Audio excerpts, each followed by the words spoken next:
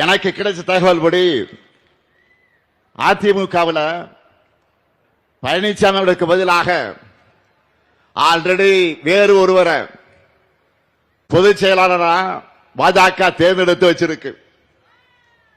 பழனிசாமி அவர்களை இந்த தேர்தல் வரைக்கும் தான் பாஜக வச்சிருக்கும். பிறகு அவரையே தூக்கி விடுவாங்க. அதுதான் நடக்க போகுது. ஒருவேளை பாஜக கூட கூட்டணி வைக்க மறுத்திருந்தா இப்பவே மாற்றி இருப்பாங்க.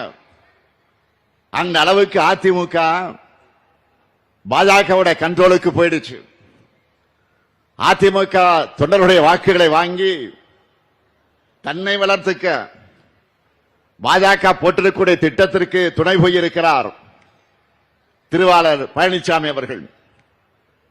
என்டிஏ சார்பில் இப்போ நடைபெறக்கூடிய தேர்தலுக்கான கூட்டங்களை பார்க்கிறீங்க. அதை கவனிச்சிருந்தீங்கன்னா நல்லா உங்களுக்கே புரியும். அதிமுக கூட்டணின்னு சொல்ல மாட்டாங்க, என்டிஏ கூட்டணி தான் சொல்லுவாங்க. ஏன் பிரதமர் மோடியே அதிமுக பெயரையே சொல்ல மாட்டார். 2 விரல் காற்ற படத்தை கூட மாத்திடுவாங்க.